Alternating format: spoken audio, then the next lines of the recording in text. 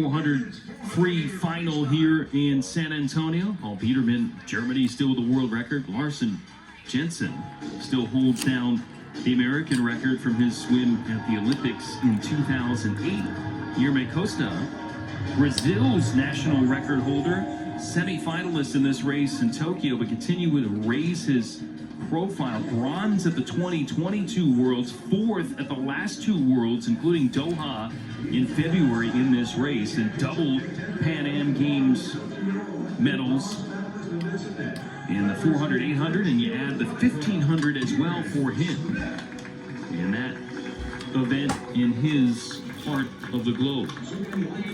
Kieran Smith, we know what he's done for the United States. Proud Florida Gator, repping Ridgefield Aquatic Club in Connecticut in lane number 1.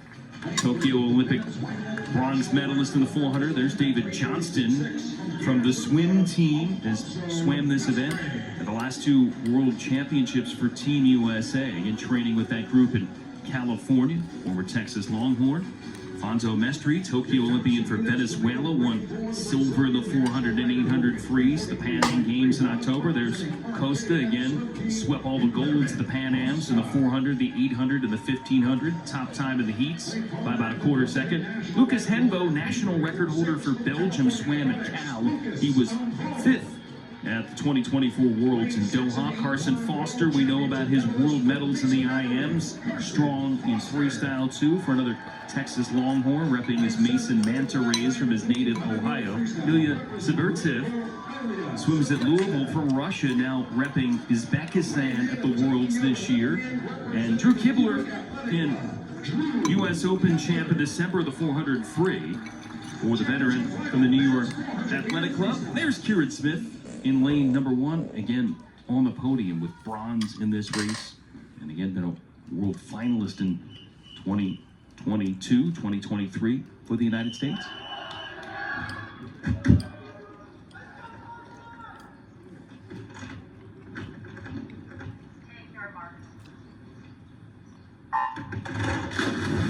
You know, I like the potential of this event for the United States.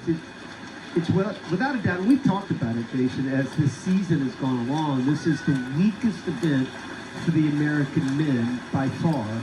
You have to go way back to Tokyo, was the last time that an American won a medal at a major international competition. You mentioned Smith in his bronze back in Tokyo.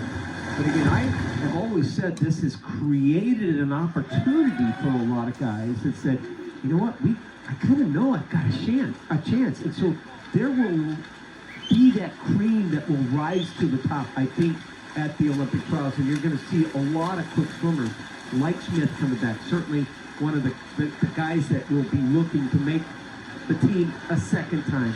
Carson Foster, if he swims it, Kibler, Lukaku, Nadia, there are some other players in this event that certainly have a shot. Mestre, Foster, Costa, all separated by a 10th, that top 3. Right now, shaping up for a good start. See if it rounds into a fantastic finish. And this is a race, you know, I was talking to Coach Braden Holloway earlier, head coach at NC State, and I asked him, where are you guys? When is everybody feeling 2 months out? And, you know, they've been pounded, no doubt about it. So they're transitioning, and that transition is tough to take sometimes for the human body to be able to go, oh, I'm so used to being tired and, you know, dragged down and overworked and underpaid, and now all of a sudden I got to do something different. So the body doesn't react right, and so this is a time where so many swimmers feel worse in the pool now than they did back in January during the middle of hard training. Mestre, the lead now 2/10. Costa right there. Foster still in the mix, half second behind. And we know about his ability in all 4 strokes from the IMs, but again, been a relay component for the United States and a strong way to go. Yeah, I love Carson Foster and what he's represented for Team USA. Only 22 years of age, still a young guy. 143 plus on that 800 freestyle relay a couple months ago at the World Championships, and this is a guy that's going to carry a lot of weight for Team USA. And this is an event too that you have to kind of look at and measure that 200 freestyle and what that looks like in the 800 freestyle relay for the United States, which I think is looking pretty strong on paper. David Johnston trying to work his way up towards the top group right now. Costa again takes advantage. Mestre there in second. Foster in third. Johnston in the mix too.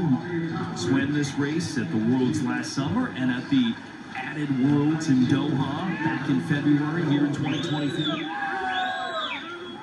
Costa has a PB of 3:43.3, which is faster than anybody else. You see him clearly out front right now. Continue to try to add to the lead. Mestre not going away. Right above him in lane 3, separated by about 3/10.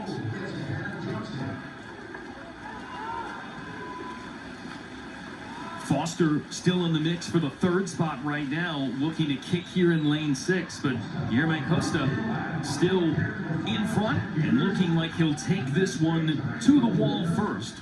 The Brazilian victorious here, 3:46.61 seconds, margin of victory by about a half second over Alfonso Mestre. And third to Carson Foster with Lucas Embo ending up fourth.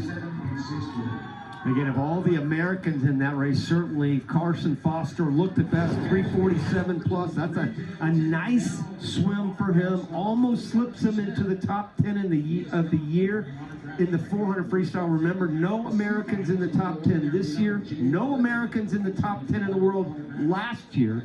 And that 3:47 bodes well for him.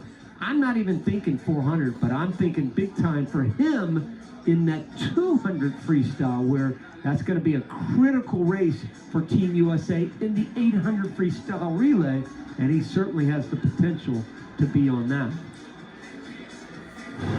So Yermay Costa, past world medalist in this event, fourth at the last two worlds in the 400 free, wins it here in San Antonio, again with Mestre out of Gator Swim Club. They're in second.